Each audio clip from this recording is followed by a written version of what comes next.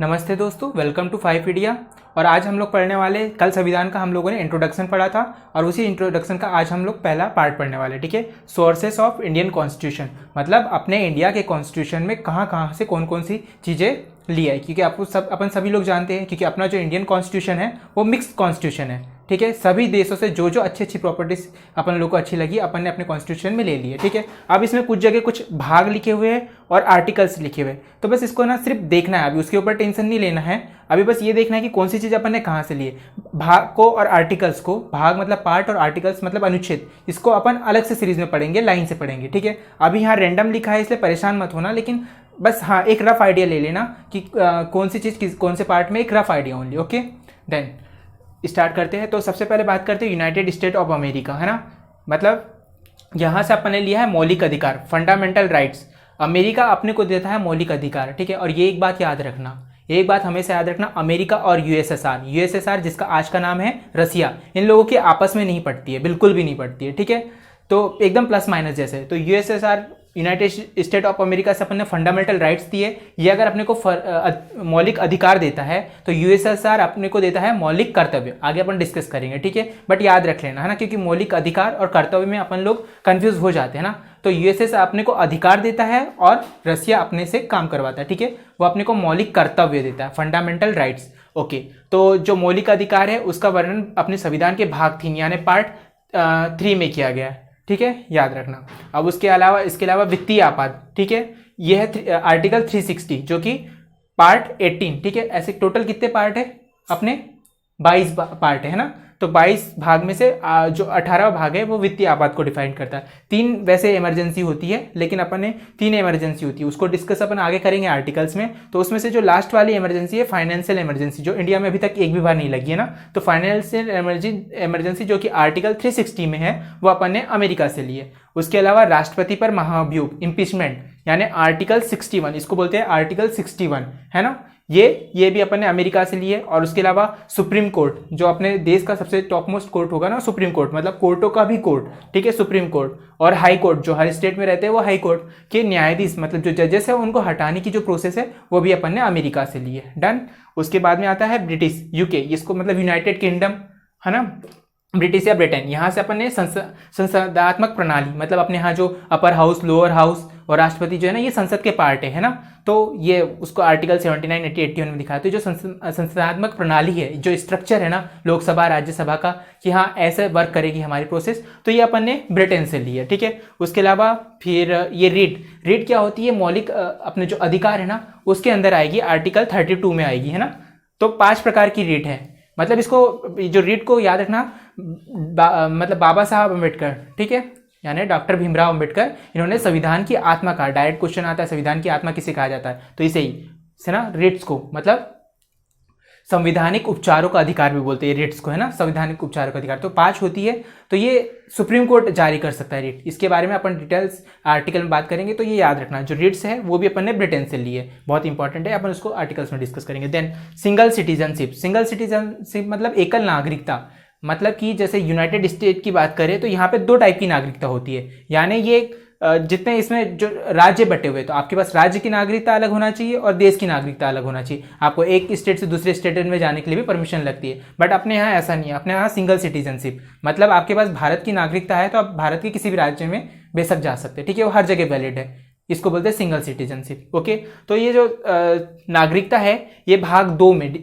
में संविधान के भाग 2 में डिस्कस की है, और आर्टिकल 5 to 11 ये अगेन इंपॉर्टेंट है। बट अभी ये जो आर्टिकल और भाग है सिर्फ आप नाम सुन लो, अभी सिर्फ फोकस क्या करना है मेन, कि ये जो सिंगल सिटीजनशिप है यानी एकल नागरिकता, वो कहाँ से ली है, रीट कहाँ से ली है, संसदात्मक शासन प्रणाली ये कहाँ से ली है। ठीक है, अभी आर्टिकल्स पे उतना जोर मत दो, बस ध्यान रखो कि हाँ ऐसा कुछ है। उसके बाद है आयरलैंड यानी आयरिश के संविधान से अपन ने के लिए राज्य के नीति निर्देशक सिद्धांत। ठीक है, भाग 4, ये भाग 4 में है। ठीक है, तो ये मौलिक अधिकार जैसे है ना वैसे ही होते हैं राज्य के नीति निर्देशक सिद्धांत। बट इतना है कि जो मौलिक अधिकार है वो अपने को हर हालत में मिलना ही चाहिए, वो अपना अधिकार है। ठीक है, उसको अपन लागू करने के लिए सुप्रीम कोर्ट में जा सकते हैं यदि गवर्नमेंट अपने को नहीं दे रही है तो। लेकिन ये जो राज्य के नीति निर्देशक सिद्धांत है ये गवर्नमेंट के ऊपर है कि उनको अपने को क्या देना और क्या नहीं देना, है ना। ये भले के लिए अपने के लिए, लेकिन डिपेंड करता है गवर्नमेंट के ऊपर।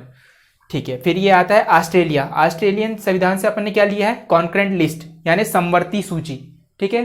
फिर उसके बाद प्रस्तावना की भाषा, प्रियम्बल, ठीक है। और संयुक्त अधिवेशन, आर्टिकल 108 संयुक्त अधिवेशन, मतलब अपर हाउस और लोअर हाउस का कंबाइंड सिटिंग करते हैं। और फिर मतलब कोई अगर बिल है, अगर उसमें मतभेद हो रहा है दोनों सदनों में, राज्यसभा और लोकसभा में, तो उन लोग को ज्वाइंट मीटिंग करते हैं, एक साथ बैठाते हैं और फिर डिस्कस करते हैं, ठीक है। तो इसमें 50+1 से मतलब अगर 50+1 हो जाए तो ये फिर वो बिल पारित हो जाता है ना, तो ऐसा याद रखना। तो संयुक्त अधिवेशन ये ऑस्ट्रेलिया से लिया। फिर साउथ अफ्रीका से अपन ने लिया है सबसे इंपॉर्टेंट संविधान संशोधन की प्रक्रिया। तो कोई भी चीज़ ना मतलब वो परफेक्ट नहीं हो सकती, उसको परफेक्ट बनाना पड़ता है। तो उसके लिए हमेशा कोई भी चीज़ उसमें अमेंडमेंट लगते ही है, ठीक है।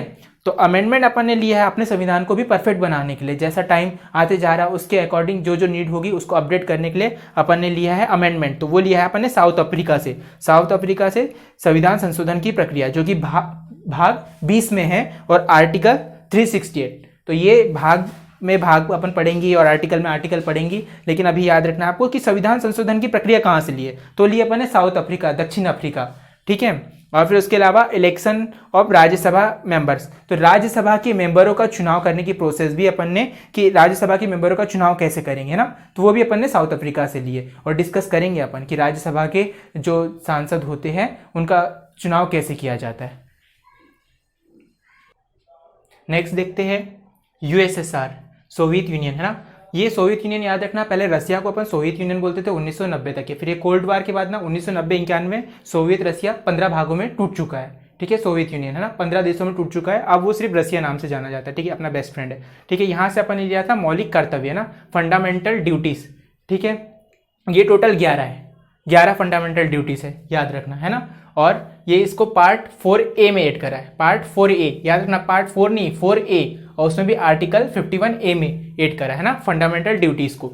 और इसके अलावा प्लानिंग कमीशन, है ना, प्लानिंग कमीशन जिसमें अपनी पंचवर्षीय योजना मतलब बनती है, वो अपन इकोनॉमिक्स में पढ़ेंगे। 12 पंचवर्षीय योजना है ये। तो जो पंचवर्षीय योजना वाला कॉन्सेप्ट है वो भी अपन ने यूएसएसआर से लिया था, ठीक है। उसके बाद आता है जर्मनी, है ना। तो जर्मनी से अपन लिया इमरजेंसी, जर्मनी से याद रख लेना हिटलर, और हिटलर क्या, इमरजेंसी, आपातकाल, है ना। तो इमरजेंसी का जो प्रोविजन है ना, आपातकाल, अपन ने जर्मनी से लिया, है ना। तो 3 टाइप की मेन जो इमरजेंसी होती है, 3 टाइप की होती है। 352 मतलब राष्ट्रीय आपातकाल, 354 मतलब राष्ट्रपति शासन, 360 मतलब वित्तीय आपात। ये अपन डिटेल से डिस्कस करेंगे ना। तो अपन ने जो जर्मनी से लिया वो 359 कि जब आपातकाल लगाएंगे अपन यहाँ, तो उस टाइम में मौलिक अधिकारों को सस्पेंड कर देंगे, ठीक है। मौलिक अधिकारों को सस्पेंड कर देंगे, छोड़ के एक, वो मैं आगे बताऊंगा आर्टिकल पढ़ाते वक्त, है ना। तो 359 लिया था अपन ने जर्मनी से। तो इमरजेंसी का जब भी नाम आया तो जर्मनी याद रखना। फिर कनाडा से क्या लिया, तो कनाडा से अपन ने लिया जीएसटी, ठीक है। तो अपना जो जीएसटी का मॉडल है ना, वो कनाडा के मॉडल पे बेस्ड जीएसटी है ना। और 1 जुलाई 2017 को अपने देश में जीएसटी लागू हुआ था, तो 1 जुलाई को जीएसटी डे बनाते हैं। और जो फर्स्ट जीएसटी है वो फ्रांस ने दिया था। जीएसटी का कॉन्सेप्ट पहली बार इंट्रोड्यूस किसने करा था, तो फ्रांस ने करा था, ओके। वन मोर थिंग, आप लेक्चर से रिलेटेड जितना भी स्टडी मटेरियल चाहते हैं वो आपको इंस्टाग्राम पेज और जो टेलीग्राम चैनल है उसकी लिंक डिस्क्रिप्शन में, आप उसको विजिट कर सकते हो, आपको वहाँ पे डिटेल से मिल जाएगा, ठीक है। Thank you.